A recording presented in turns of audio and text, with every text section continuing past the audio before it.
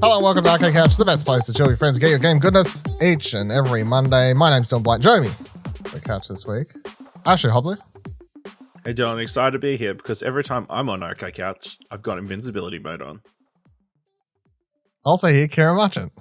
I don't know if I can share a podcast with somebody that puts invincibility mode on, honestly, and I feel like that needs to be You were part of the problem!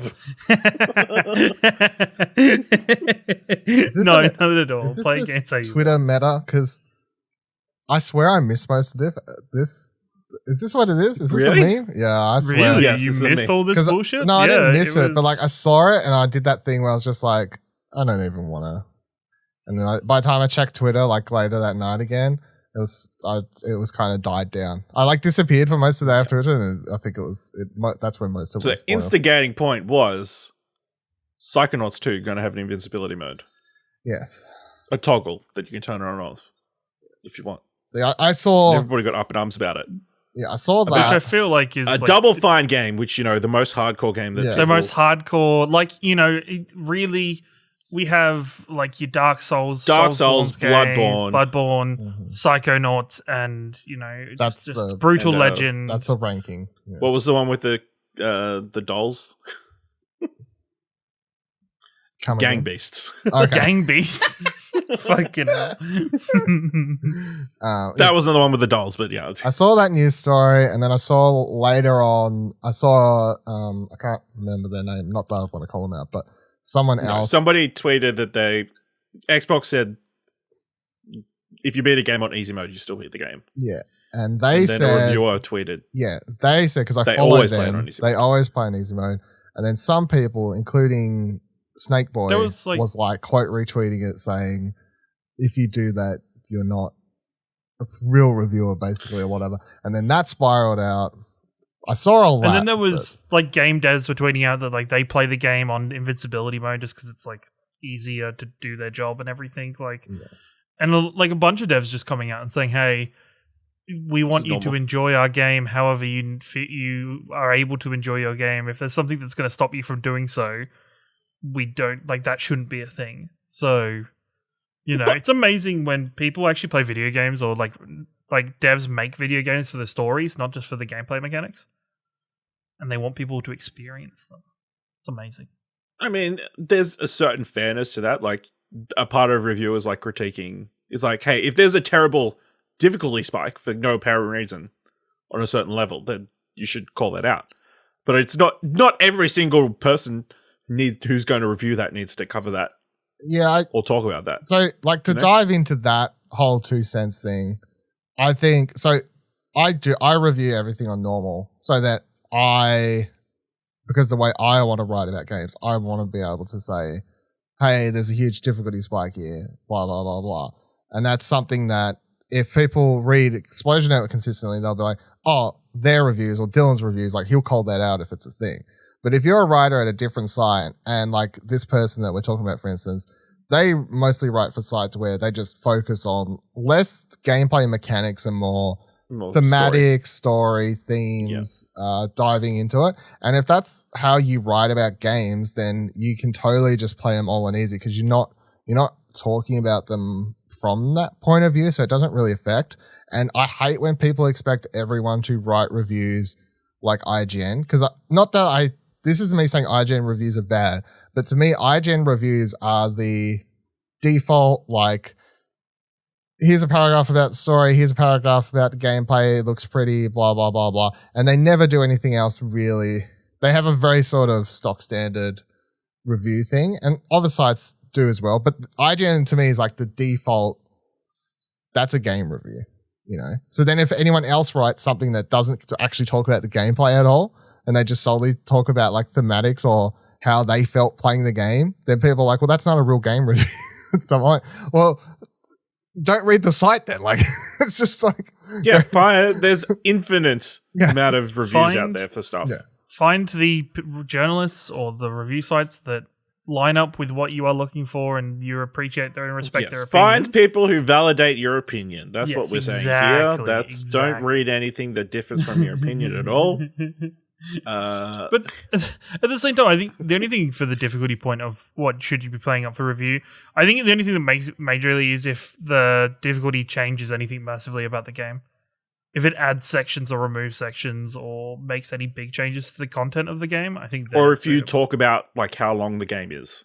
Yes. I don't think you can accurately say that if you're playing the game on an easier difficulty where you're getting through things quicker. But that's like a one sentence that you just need to remove from your review. And it's one of the things that, probably maybe games reviews would be honestly better if there was less talk of the length of the games, because people put so much fucking like merit into how long a game is. And half the time it's just, this game's just filler. And we get to the point where we're talking about on the podcast, or people are talking about games like Outer Worlds that are these 10-hour experiences that we are raving about because they're like 10 to 20-hour experience because we're raving about them because they're fantastic. People are looking to smaller length games just because they don't have enough time and they can fit more games in if they're all small. So, swings and roundabouts.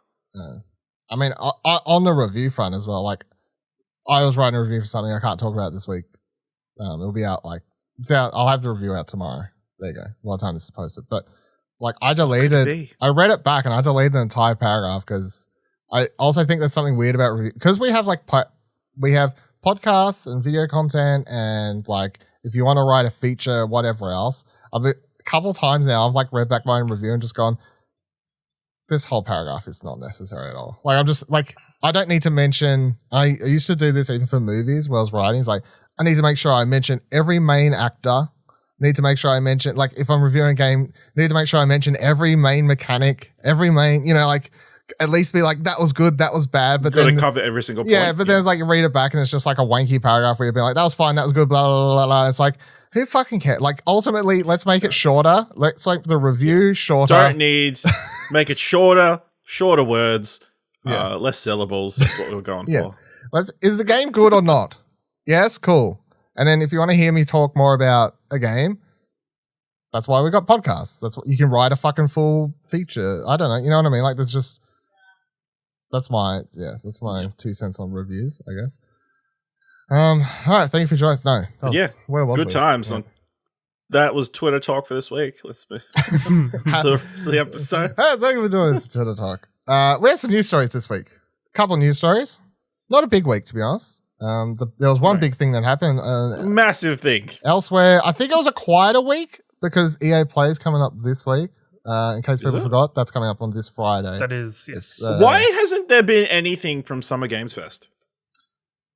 I felt like, last year he did all the small things.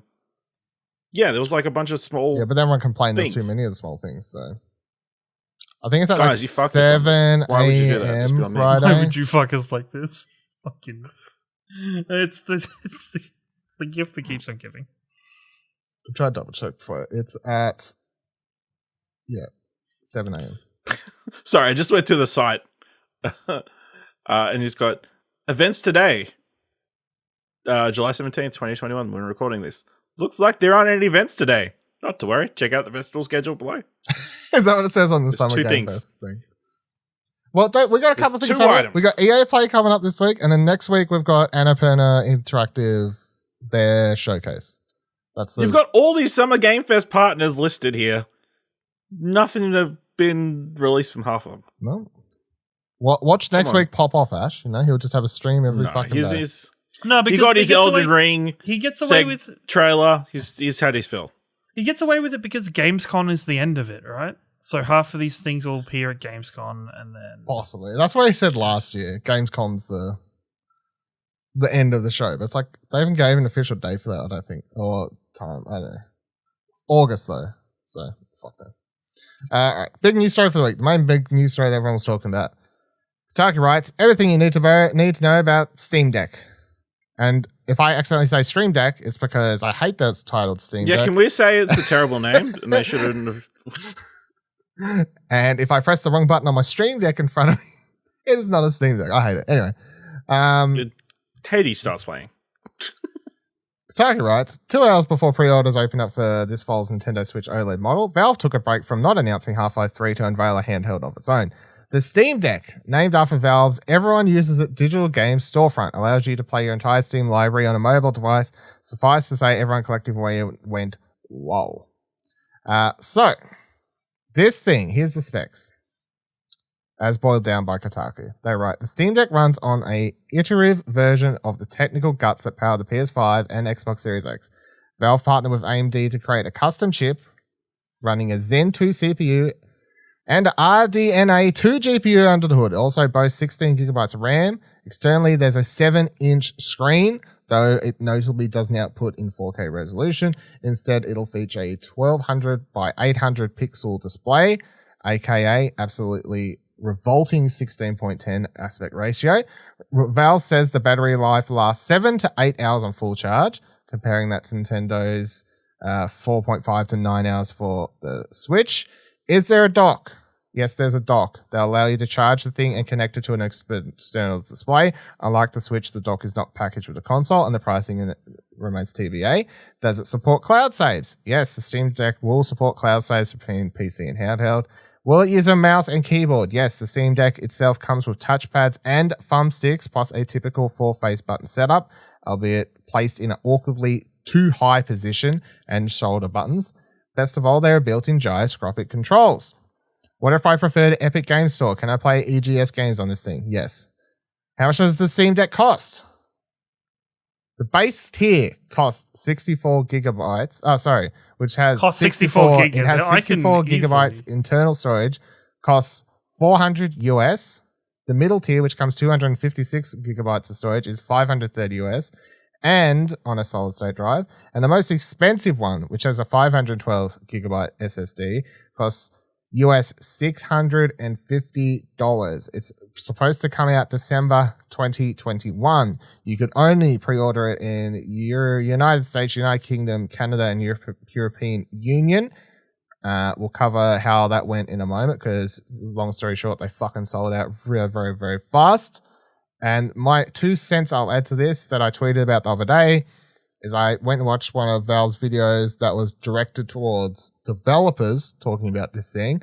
And when there's a part in that where they say they're describing software and all this, and they're like, it runs on this version of Linux, running this program, which helps convert games that are made for Windows to run on Linux. And that's how we're aiming to test all these thousands of games and make sure it'll work. But because of that, and because this is basically a PC, means you can run whatever you want on it. You can install whatever you want on it. So technically, for all the people who are like, could I install Xbox Game Pass on this? You could. And this is just me thinking out my head. I think that means you would have to, I don't know if it would let you run 2 OSs and if you would be able to do dual boot, or you would have to uninstall the custom OS, install a normal version of Windows. I'm sure someone's got a hack for a. There's no way they're going to let you. There's no way they're going to let you uninstall the OS on this. Yeah, they reckon they've pretty much said you can do whatever you want. Really? Yes, because it's Steam. They're like PC power, man. You can do what you want. So you can uninstall that or install it as well. Dual OS, I don't know. Install Windows, install Xbox Game Pass, and play games, technically. Now, will there be an easier way for all this to happen by launch because everyone's seeing, Xbox seeing everyone go, can I play Game Pass on this? Can I see Game Pass on this? I'd be highly surprised if everyone at Xbox isn't already working out a way to just get Game Pass to work on this because they would be dumb not to. And the way Xbox works, I'd be very surprised. But, Kieran, Steam Deck, what are your thoughts? This thing's fucking dumb. Wow. Like, I actually just think this is fucking dumb. I get it.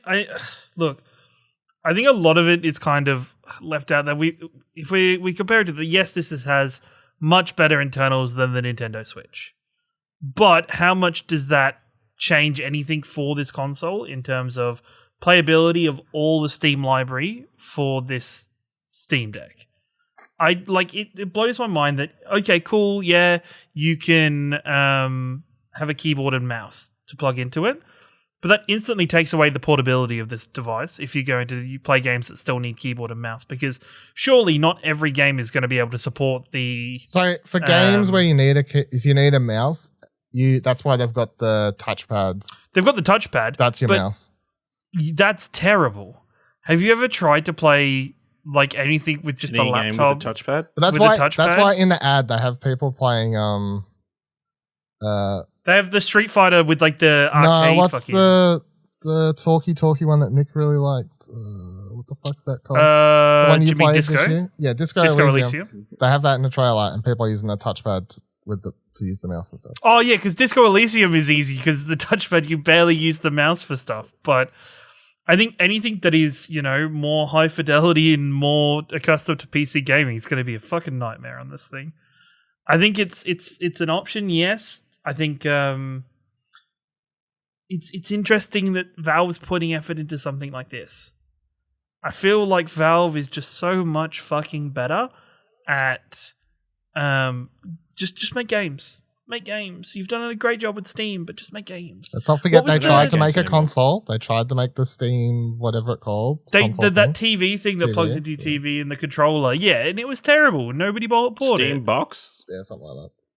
Something like that. I don't know. They thought this time they could just call it Steam Deck. And then, man, my God. Somebody just needs to... Obviously, nobody streams or uses any Elgato products in Valve or some shit because... Steam Machine. That's what it was called. Steam Machine. I don't know. I think this is terrible. And on top of that, it's like, cool, you have a portable computer, but then it's like, okay, but for this amount of money, you could... Especially in the US, you could buy a laptop or a tablet that'll run like just as well, if not better in many cases. I don't know. I don't think it's going to do well. I don't think it's going to be good.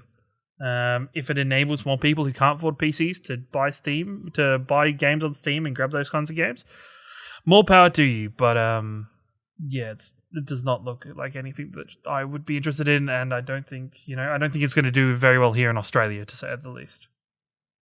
Ash? I'm a bit more optimistic than Kieran. I think obviously they've got some sort of information that handheld is a market that they can potentially work their way into. Obviously, they're an indie game factory. I'm sure a large portion of their games don't really require mouse and keyboard. I'm sure a fair portion of the games would be controller enabled, especially like the indie games that they're encouraging developers to make their games work with controller, so they'll be better for this, is what they've already put out as a message. Really, it's taking advantage of the fact that a lot of these indie games show up on Steam before they show up on Switch. So why not give people a machine so they can play it the way they would on the Switch?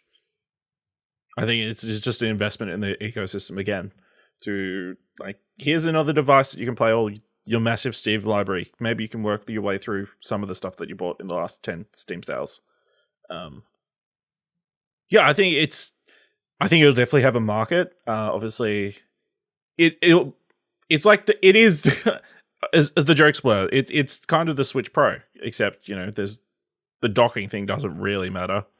It doesn't have 4K. It looks weird.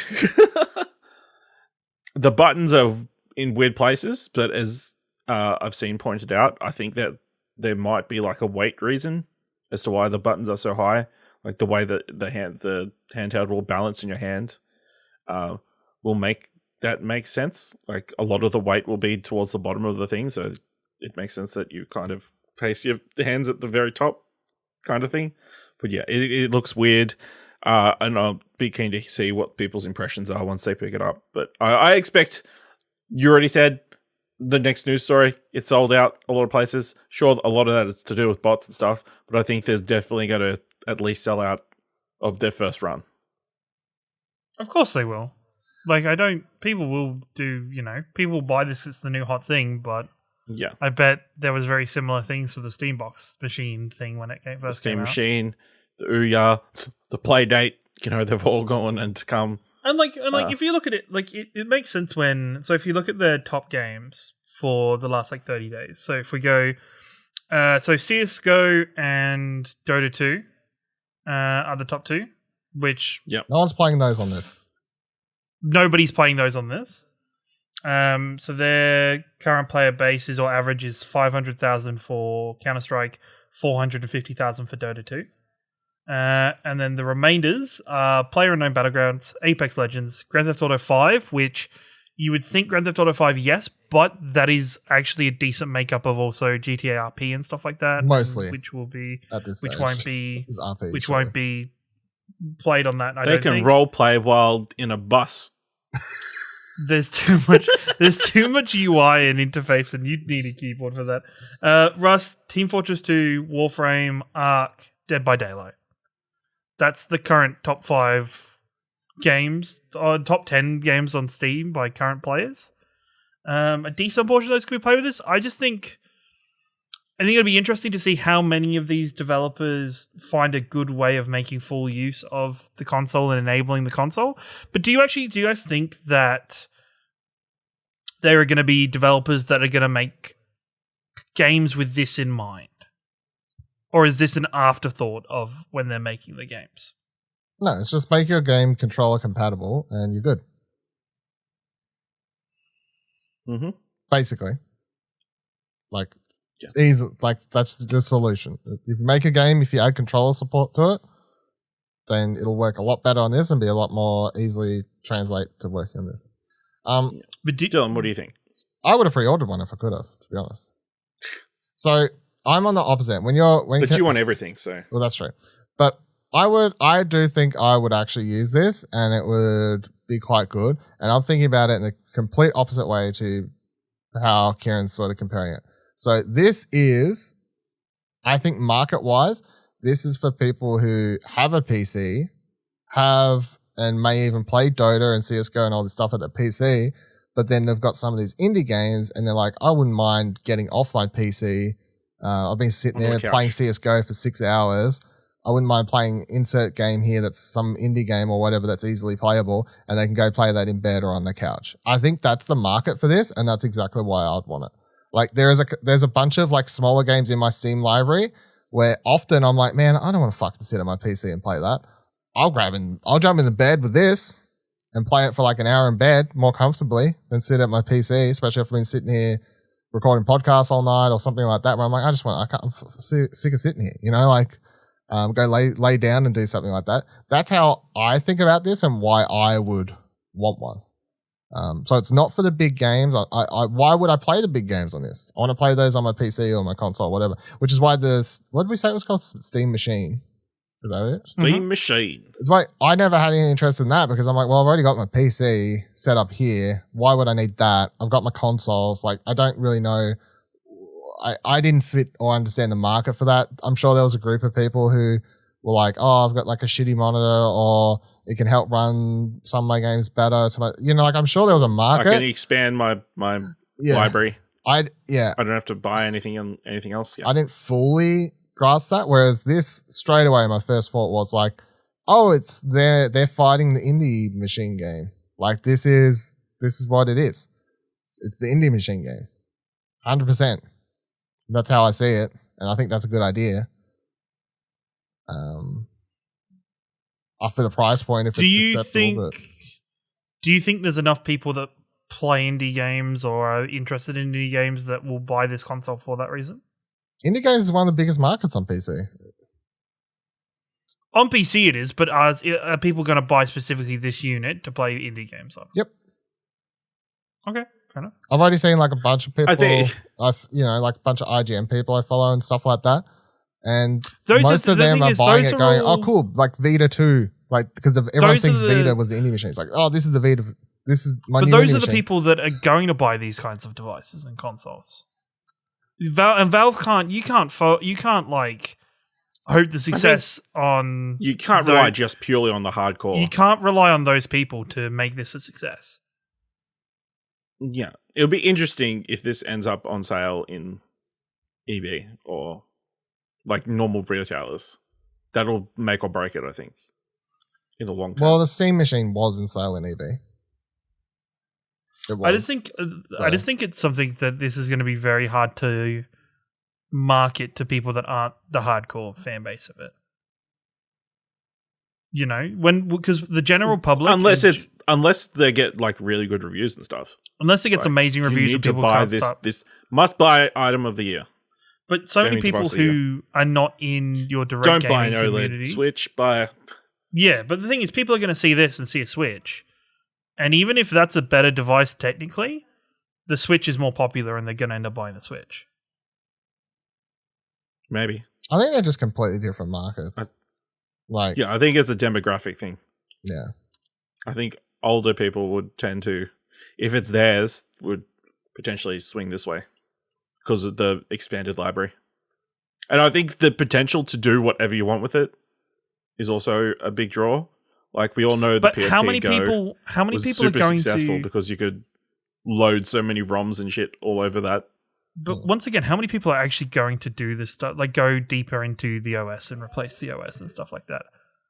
There'll be a few. Anybody who wants to save a buck There's a after few, buying but this really expensive there's other device. machines that do that stuff. So Raspberry Pis and whatever else that people buy for that sort of stuff. So if people want to do that, they'll do that. People will fuck around with this because people like fucking around with handhelds and consoles anyway. And those people do whatever they want to do.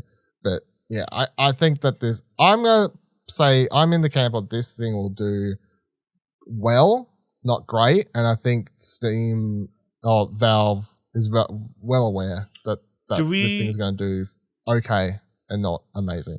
They're not trying to fight Nintendo. They're just like putting of course, it out. because it's only just been happening and stuff. There's no numbers of how many units were available. Well, I don't know. So PC Gamer, what I was saying that when Valve announced the Steam Deck yesterday, it was also revealed a plan to keep resellers from earning profits on them by taking advantage of limited supply. Anyone making a reservation must have made a purchase on Steam prior to June 2021. This is quite funny. The goal is to ensure that nobody can crank out a bunch of new Steam accounts and then use them to reserve a big pile of Steam Decks that can later be unloaded at massively inflated prices. It's a strategy that might prevent institutional resellers from making bank, but it's not a perfect firewall. Steam Deck reservations went live today, and the online auction site eBay is already swimming in confirmed order pre-sales at prices far above cost. One listing for a 64GB unit, for instance, has a bidding starting price at $550 and a buy now of $750, nearly double the regular price. The lowest price I've seen is a 512 unit is $949. At least one true optimist is asking for more than double that amount. And they are selling. This 256 model went for $850, while this 512GB unit went for $975, and another sold for $1,599. The obvious question is, why are buyers forking over such big wads of cash for hardware that can't even be pre-ordered yet, rather than just making reservations themselves? And the answer is, because it fucking sold out this morning. Like, it went live, and it was an interesting thing where, because it wasn't live in Australia, just watching by sidelines, I just get to see all the American people like tweeting and, like, oh, I can't get in, or people posting screenshots of Steam being like, you're trying to make too many purchases today. And it's because they're just trying to click the same fucking thing over and over, like, buy, and it's not working. But yeah, they sold out of their units, whatever. They updated later, and it's like they've got pre-orders through to like saying, oh, the next one's of the biggest model. Then Q3 2022. It's like, cool. Shannon from Press Start tweeted today, like, oh, look forward to Australian getting units in 2026, because they've already got the American back orders that far. It's like, there can't have been that many units then. To already be that backlogged already, and especially when. But is that a good thing? That there's clearly a lot of demand, or is it? The thing is, I think we can't tell because we don't know how many units were available. I mean, it's good business if they made a certain number and they said, let's try and sell this because that'll be good for us as a business. And if they sold it, that's good business. For them, it's a business, and if that's all they care about, they've done it. If this is a platform they want to ongoingly support and to have be a direct part of Steam, are people really going to still give it? Like, are people in Australia still going to give a fuck by Q3 2023? They will, and here's why. Because it's not a brand... People still want PS5s and Xbox 3. PS5s and Xbox is different, though. The big you can't thing compare here this to those. Is that this isn't a brand new console. It's not a brand new handheld. It's just your Steam library in a handheld. So if you can't get one now and you're a PC gamer, you continue buying games, you continue playing games, you continue building a library. When you do get your chance to finally get one, cool, you can play all that. There's no at a loss. There's no you're missing out on games. There's no nothing's coming to this that you can't play. There's no, that's why I keep saying, like, think of this as an add-on to you if you're already a PC gamer and someone that has a Steam library. This isn't a let's buy this and start. All right, you buy a Switch day one. What do you have? Does a game come with it? No. Fuck, I have to buy a game. I have got nothing. You buy a PS5. What's it have? Oh, it's got one game. Cool, I have to buy another game. You know, like it's completely different because it's already got your whole library. It can have 10, 20 years of your life. How long Steam's been around? Fucking forever. Thing like, is, all though, those games are there. how many of those years are going to be controller compatible? Stuff that came out 10 plus years ago, how much of that stuff's going to be controller compatible? All of it? There's been one controller platform. It's like controllers have not changed drastically in 10 years. I think they'll be fine. All those older games are controller compatible. Like when you think about in like the Star Wars PS2 games and all those, they're controller compatible. Just depends. I don't know. But this is where where games weren't, like there were games that were not on console that make up a large majority of Steam.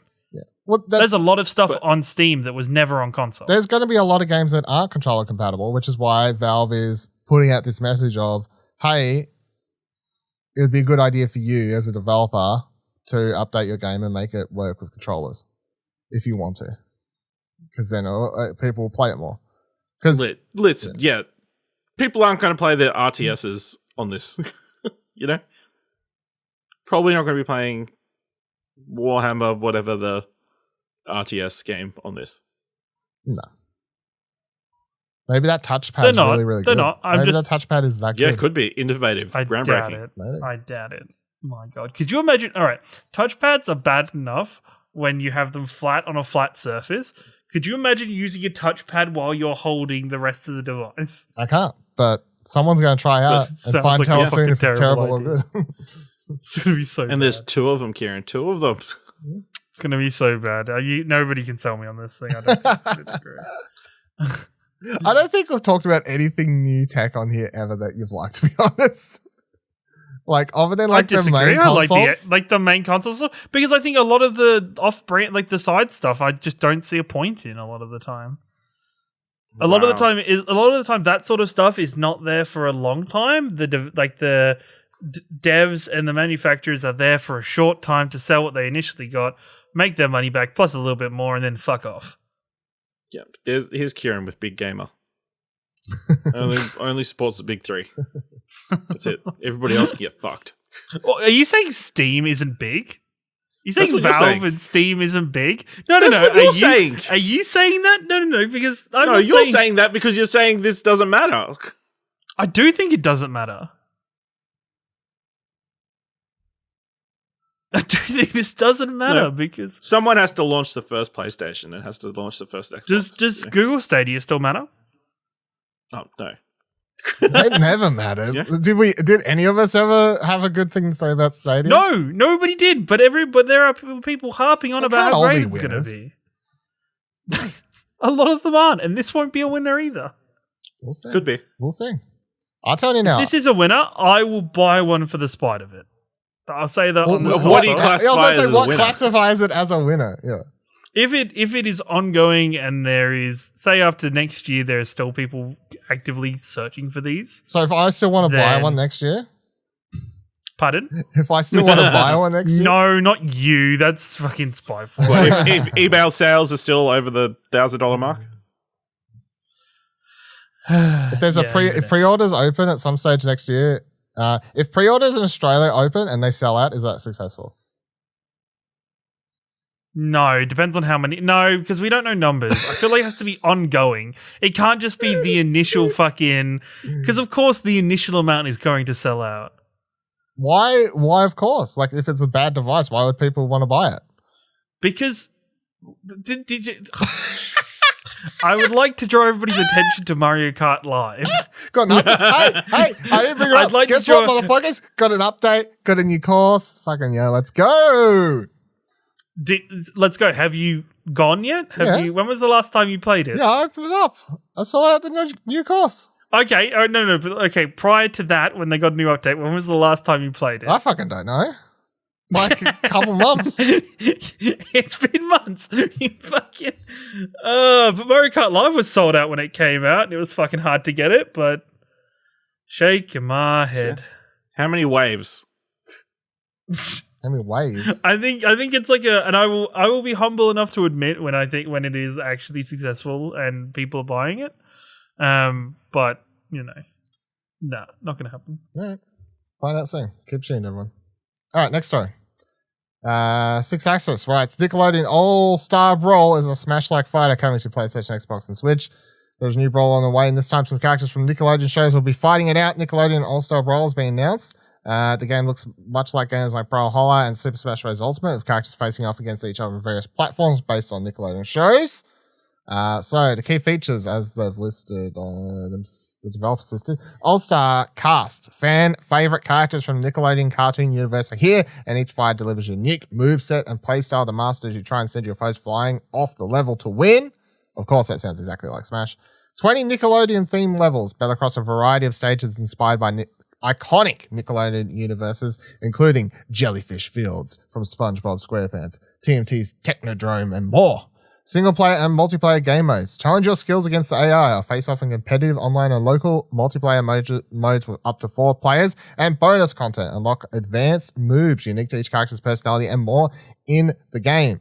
The characters that have been confirmed so far are Michelangelo and Leonardo from TMNT, Lincoln Loud, Powder Toastman, Sandy Cheeks, Patrick Star, Oblina, Nigel Thornberry, Lucy, SpongeBob SquarePants, Helga, Reptile, Zim, and Danny Phantom. There are more characters to announce. And as they point out here, Avatar Last Airbender is missing. If they fucking put them in the game will probably sell like hotcakes. We'll see. But Ash, you love a bit of Nick, don't you?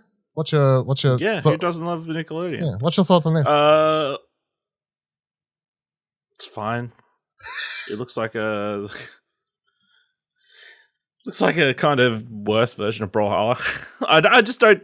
Yeah, the art style is not doing it for me. I don't know. Wow. Fucking. If you're watching the video, no, you can't see it in the video version because Dylan's currently playing a trailer, but they're all making faces at me. Kieran, what? I'm just confused that you went to Brawlhalla and not just try and directly compare it to Smash. Well, I think because recently they had the Ninja Turtles in Brawlhalla. So this looks like it's going to be smashing. Like, it looks like it's going to be fun. Like, I probably, people will have their laugh of it. It'll be a total meme. They'll make the money back on it, and it'll be, this is just like kind of, I almost like this is just farming internet culture at this point. Like, this just sells because of the memes that are going to come at it from the internet. I've already seen the picture of Nigel Thornberry like 1,000 times on Twitter. like it is, I think it's just capitalizing on that. I think the range of characters they're putting out is a range of iconic Nickelodeon characters. Like, my favorite Nick show is Danny Phantom, and I was like, as soon as he was in it was an extra boon for them to continue putting stuff. So, I think this is going to be fun. I don't think it's nowhere near as bad as you're suggesting, Sir Ashley. But listen, we all love the Nicktoons Racer that came out a couple of years ago, right? Remember? I wanted to play it. Nicktoons, but they didn't have a fucking. This shows a level that's higher than Nicktoons Racer. I mean, this is the equivalent of PlayStation All Stars. Yeah, like, this is PlayStation All Stars, and people love the shit out of that game. Like, I don't think there's I think there's a space for this in the gaming community. It's just gonna be fucking around and fun. I want to play it. May only play it for a week, and then we all get bored of it. But I want to play it. That's my thoughts on this. Like, if you like any of these Nickelodeon characters and franchises, which of course I feel like most people would have grown up with most of, if not all of these characters and franchises, I want to play a game where it's just Smash Brothers but them. And I don't even like Smash Brothers. Like, I'm fucking terrible at it. So if this is slightly easier than Smash Brothers and I can enjoy it a bit more, I'm all for it. It's got online multiplayer. Let's go. We'll stream it. Twitch.tv/Exposure Network. See you there. Let's do it. See you there. This will be way more arcadey than Smash Brothers. Like, this will be fun, just rolling your face across the. I hope so, because the only Smash Bros. Like game I ever enjoyed playing was they did a Digimon one on PS1. Oh. I played a fuck ton of that. Of course, just like versus AI or my brother, but I kicked his fucking face. But your brother was like world number 1, so you were in my house. He was. Yeah. If there's only one opponent, then that's the leaderboard, So. That damn straight. All right, let's talk about Delay Street. Well played. Right, firstly, these two. Ubisoft delays Rise Republic release date to late October. Ubisoft quote was, "We can't wait for y'all to hit the Republic in our upcoming beta. This will be the first time we get to go hands-on with a massive multiplayer playground, and we are looking forward to hearing what you think. To ensure we can deliver the best game for all players, we've made the tough decision to delay the release of our game from September 2nd, October 28th. This will give us more time to fine-tune the experience and give you another chance to jump in before launch and provide feedback." And then on the same day, Ubisoft also said, in response to Rainbow Six Extraction, "Our ambition with Rainbow Six Extraction to deliver a fully fledged AAA game experience that changes the way you play and think about cooperative games with unique features like missing in action or the sprawl. Every mission is set to be a tense and challenging experience in which you'll lead the elite operators of Rainbow Six in a fight against a lethal and evolving alien threat. We're embracing the opportunity to take additional time to bring this vision to life in a way that it deserves. In January 2022, we're confident this will ensure Rainbow Six Extraction is an immersive, cooperative, and thrilling experience we set out to create and one you aspire to play." Ubisoft's end of year kind of looks the driest I've had in quite some time, because Rise Republic, slight delay, but it gets to now that September slot, which is when stuff usually kicks off and whatever else. But, no Assassin's Creed, no Rainbow Six Extraction now. There you go. Clearing up. Was anyone... Like a Far Cry still. Which I feel like is like kind of a flow-on effect from last year where we had like Watch Dogs and Assassin's Creed and Phoenix Rising at the same, and Immortals Phoenix Rising, like all in a fairly close time frame, which were all like Ubisoft very heavy games. Like it's probably very good now. Well, first, probably looking at foresight, maybe Ubisoft should have spread some of those games out a little bit more. But on the other hand, this might be really good for us to have some time to kind of have minimal to next to no like Ubisoft style games. That for a period, and then when they do start coming out again, we'll probably feel a bit fonder about them. As Ash said, we got Far Cry. We got Far Cry in October or whatever the date is, early October. October 7th, and then Riders Republic October 28th. So that's it now. Ubisoft's whole summer, well, American, what? No. They got Just Dance 2022, November 4th. Come on now. That's not. It's not. And it's not. No. Rocksmith is still slated for 2021. So is Roller Champions and Tom Clancy's The Division Heartland. Yeah, so that's an expansion. That doesn't count. And then the last delay of the week, since I was like, well, if we're talking about one, else talk about it all. Kotaku wrote, "The great Citizens of Delays continues. Ghostwire Tokyo, the forthcoming PlayStation 5 action-adventure game from Tango Gameworks, has been delayed to early 2022. The studio announced in a tweet saying, "We've made the decision to delay the launch of Ghostwire Tokyo to 2022. We want to get the game in your hands as soon as possible so you can experience the unforgettable version of a haunted Tokyo that we've been hard at work building. At the same time, we're also focused on protecting the health of everyone at Tango. A new release window will give us time to bring the world of Ghostwire to life as we always envisioned it. Thank you for being patient as we work to bring you an experience unlike anything else we've ever made. We can't wait to show you in the coming months." To be honest, until they delayed this, I forgot it was actually a game. Like, I didn't forget, but like we hadn't heard about it for so long that it was just not in my, like I can't remember the last time I thought about Ghostwire Tokyo. Yeah, it was like completely out of my radar. So when they were like, "Oh, it's delayed," I was like, "Oh yeah, I forgot that was even supposed to come out this year." When's the last time they showed us gameplay? I think it's been like it was last year and it looked bad. Where they were like changed it and it's like, this isn't the game that I thought was originally being pitched. Now it just looks like, as I kept describing it, as Bleach the game, but we'll see. Well, it looked like it had the same vibe as Evil Within. Like it wasn't like there was a lot more action to it. I mean, Evil Within's a proper survival horror game though. It wasn't spooky like it was described as. Yes, it wasn't as like that initial reveal trailer, an initial period of time for Ghostwire was like, it just seemed to just be dripping with tense moments and just the unknown of what could possibly be happening in this game. And then I remember like it coming out with the gameplay reveal and it looked boring. Like it just looked boring and bland. I think we still don't know anything about it is the crazy thing. It's like, yeah, maybe they just made that action heavy as much as possible to get a certain player base interested, but it could still be anything at this point. It could be an open world game for all we know. Sounds like it is to a degree. It sounds reasonably open world. It's a supernatural Yakuza. Yeah. Go with that. You'll do karaoke with ghosts and other weird mini games. Let's go with that. Let's assume that's exactly what the game is. I think Xbox is behind this, delaying it on purpose. Conspiracy. Let's get this going. Get this going. Wait, how's Xbox related to this at all? It actually doesn't. Been published It by doesn't make Bethesda. sense. So, and this is a PS5. Really? This is a PS5 exclusive still. It's like this fair enough. and Deathloop were the two remaining. Actually, it should be the other way, where they should just try and rush it out so Tango can work on some sort of Xbox exclusive. Really, they should indeed. Yeah. You know. Yeah.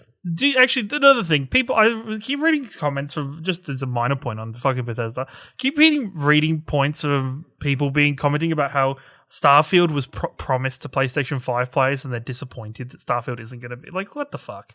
No. I don't think it was ever promised. It was never promised or mentioned. All they said anything. the next game is Starfield was the thing they were making. Yeah. It was just very, it's odd. It's because the studio it's from a company that had always published on every platform, so everyone assumed they would get it. But that's no different than literally any other. Like, if an indie developer had made 3 games that were on both platforms, and then they were purchased by a company and then moved to exclusivity, it's like, well, was you? It's only Or like it's like- promised It's One like game? Death's Door, it's like the developers of Death's Door, whose last game was Titan Souls, which was on everything, only have an exclusive with Xbox now. Well, it's like PC. the same with, like, why weren't more people pissed off about Hellblade, considering the original Hellblade was the indie darling that happened on Nobody PlayStation? cared about Hellblade. Like, as much... No. No, go on. No, please, go on. Hellblade is quite a different scale to all Bethesda's games. I don't think you can put Hellblade next to Skyrim and say the player bases are the same size. I'm so outraged now. I'm actually like so confused. Hellblade was massive when it was launched. Like Hellblade was it's very Elder Scrolls. It's I mean, I get what he's trying to say, other than the part where he said no one cared about Hellblade. But he started. That's just knee-jerk reaction. Sorry. that was his Xbox Game Pass head going into effect of, no, I need to shit on this so quick, so fast, so I can then work my way back. What he's trying to there. say is that Elder Scrolls, more people care about that than Hellblade. But he started it by saying no one cared about Hellblade. Just to get a rise out of Kieran mostly, but well, it worked. So there you go. You're childish. All right, last news story. Pokemon, let's go. This week, Nintendo put out this press release on the Pokemon Unite website. Pokemon Unite launches on the Nintendo Switch on July 21st. If you're looking at your calendars, that's right, it's this week. They wrote, form teams to defeat, level up, and evolve Pokemon. Pokemon's first strategic team battle game. Get ready for Pokemon to heat up your summer with the July 21st release date of Pokemon Unite on Nintendo Switch, offering a new kind of Pokemon battle. This strategic team battle game gives players the opportunity to compete in 5-on-5 team battles. Add some fun to your battles by logging into Pokemon Unite on your Nintendo Switch by August 31st, 2021 to receive Zora's Unite license. This electric-type mythical Pokemon is fast as lightning, catching opponents and dealing massive damage in the blink of an eye.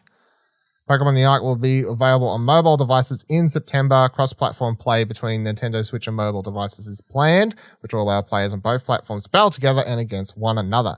Additionally, if you log in using a Nintendo account or Pokemon Trainer account, you'll be able to use the game data on any device. With this feature, you can play on both Nintendo Switch and a mobile device without losing your progress.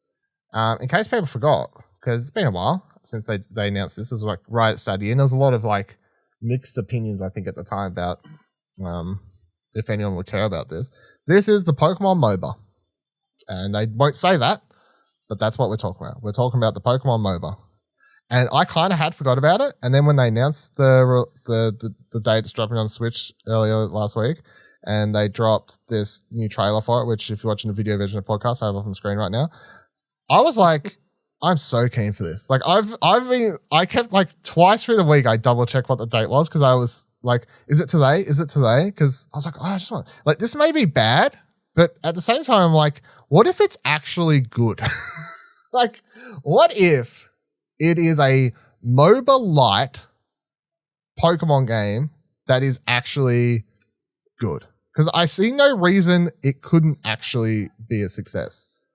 And this is, to clarify for people in case they're wondering if you have to pay for it or whatever, this is the one where they pitched it as it's free to start, which, basically means you're going to have a bunch of... means you buy all the Pokemon. You're going to have either free rotating characters like you do in every other MOBA, or you'll have some that you just start the game with and you'll have to buy them all, which is fine. Like, I don't mind as long as they're not egregious money. Like, it's fine. I'm keen though. I'm keen. Anyone else want to jump in? No. Fuck. I'll try it out, but I don't have high hopes. It seems like it has odd game mechanics. It doesn't have the clear leveling up system that something like a League of Dota has, like minions and stuff. Even Ashley knows about leveling up and the minions and stuff. Look at him go. Yeah, it seems like it's just much more PvP than I don't know. other MOBAs. I'm gonna try it out. Yeah, it's not about killing, it's about scoring baskets.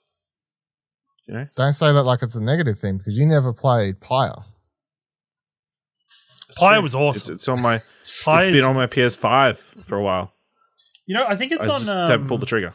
I think it's on Steam. If you buy a Steam Deck for it, you can probably play it on Steam as well. If I buy a Steam Deck, then I can play Pyre on the Steam Deck. Yeah, exactly. Yeah. If I just have to wait till Steam Deck comes out here in Australia. Yeah, I guess you just have to wait for it now. I reckon you should just play it on your PS5 and not wait, because that would be dumb. Probably. Actually, I think Steam Deck would be bad because there's like a lot of text, right? Yes. Yeah. As with majority of PC games, generally there is a lot of text. Hard to read, though. I don't know. You put it close enough to a face, it's big enough. Yeah, but this I mean, it could be. I don't know. Yeah, some of the other, like, who would have thought Pokemon Quest would be fun? Let's take a look at the rules. Learn about. Let's look at the rules of Pokemon Unite. I clicked on Teach Me the Game. It says all about Unite battles. A powerful energy permeates Aos Island that makes Pokemon grow stronger and provide them with enhanced abilities. And people come around the world to battle here.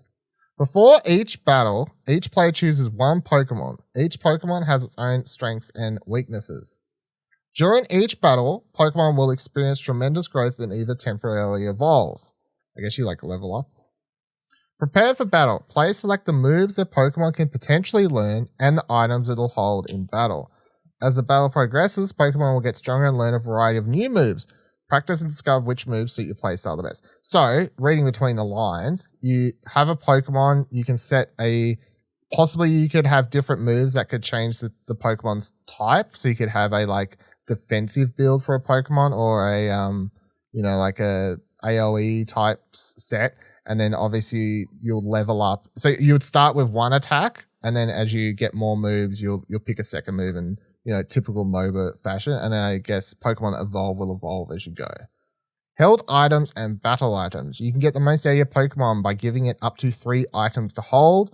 There are over 15 types of held items, so find a combination that best complements your Pokemon moves. So this is where I'd like to know, do you preset this, or is this like a buying thing, like most MOBAs, where you come back and you can buy different items and potentially maybe some items are better if you're on the defensive and you can switch out, you know what I mean? Like different, because the ones they show on the thing here, it's like float stone. Attack goes up, movement speed goes up. So that one just seems like an all-round good one, but I don't know. So now I'm looking at it, there does look like there's minions. Yeah, there are some sorts. I just don't know how deep it is. Trainers can support their Pokemon during a battle by using battle items. During battle, players defeat wild Pokemon or opposing Pokemon and collect the Aos energy they drop. So yeah, there's It is kind of weirder and sadder that you're just beating up these random Pokemon, like sentient beings. Just so look, they don't die; they just faint. That's right. Just chill. Then players deposit their Aos energy into one of their opponent's goal zones to score points for their team. At the end of the battle, the team with the most points wins. Work with your teammates to earn points and defend your goal zones to limit your opponent's opportunities to score.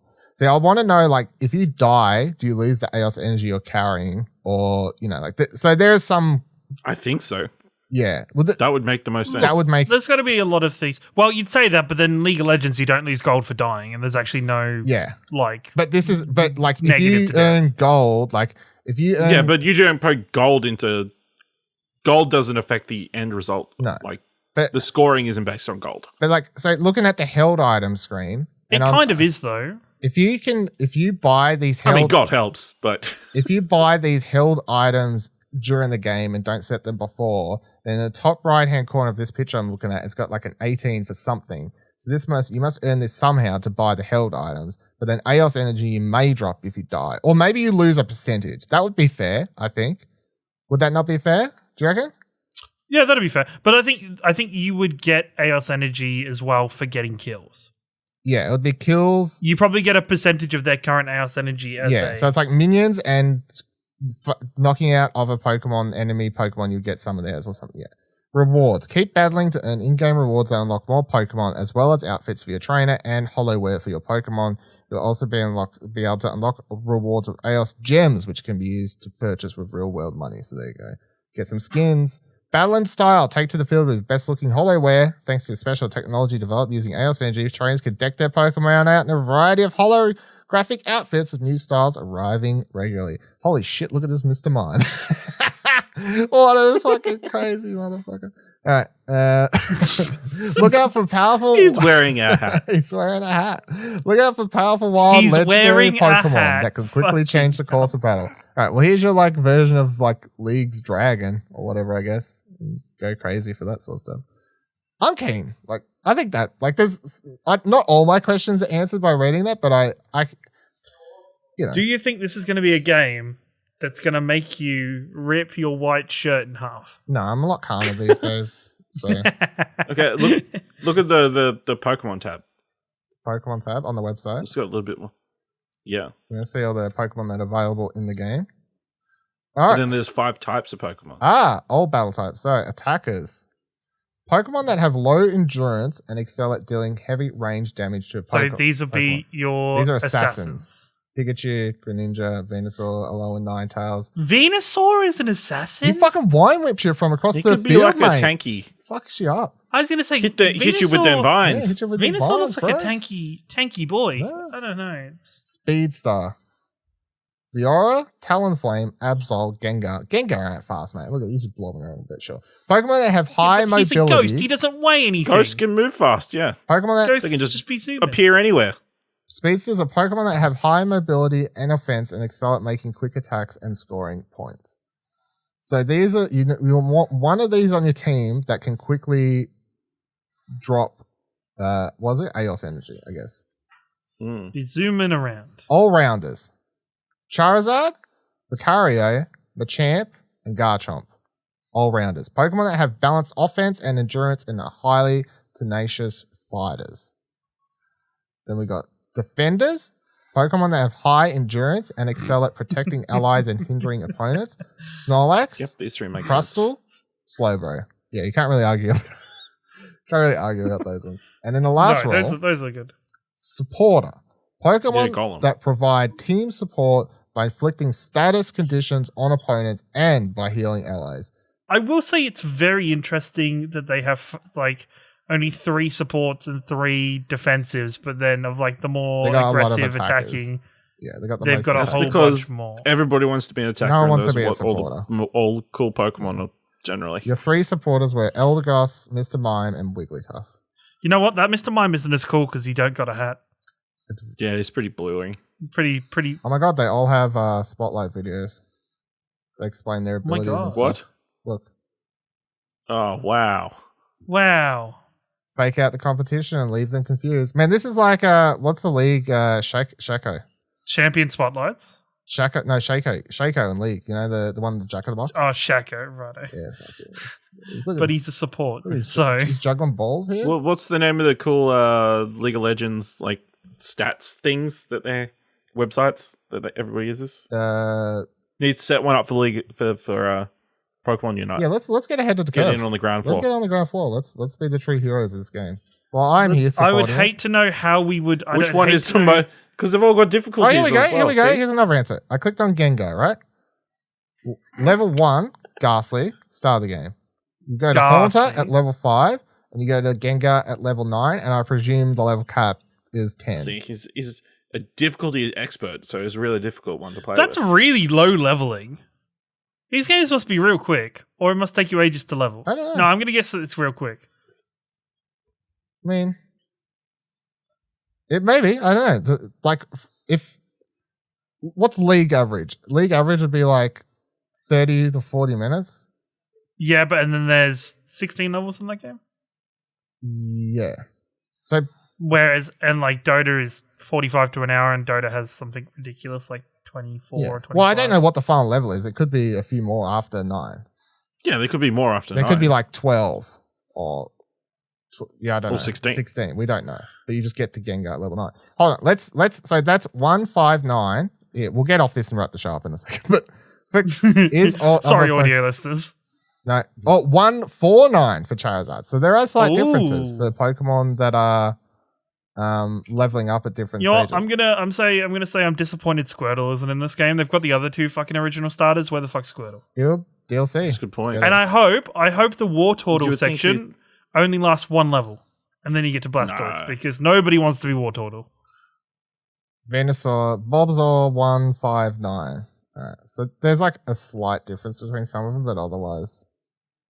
Oh, 157 for your Talonflame. evolution. Ooh, I wonder if there's going to be a meta develop about just picking all the Pokemon that level evolve quicker or something. Could be. You know, speed rush the game. Well, Garchomp is 1610. Do you, have we checked to see if maybe it's dependent on what role they are? It could be. Oh yeah, 1610. Holy shit. What a Slowbro is 14. Oh. So what date? I've got fucking confused where it was. 21st. 21st. Which is what? 21st. So maybe Pokemon- 22nd. Yeah, it might be like Unite. midnight 22nd for us. So either very late Wednesday or very early. They usually go off Japan time though. So yeah, I don't know. We'll see. Either way, Wednesday, Thursday. Nintendo Switch only. September mobile. Cross-play, cross-progression. They're doing it right as far as like Yeah. feature and playoff wise. I'm glad they're releasing the Switch version before the mobile version and not the opposite. So that's good. Anyway, I'm looking forward to playing that. You'll hear us talk more about it in the future. Look out for our podcast. Be sure to stay tuned to twitch.tv/Explosion Network, where Look out for the Pokemon Unite podcast. I don't know. Look out for the return of early play. late nights where we break down the esports, The esports Esports world. behind Pokemon meta. Pokemon Unite. Yeah, go do. Yeah. It turns out he was fishing in Pokemon all along. Alright.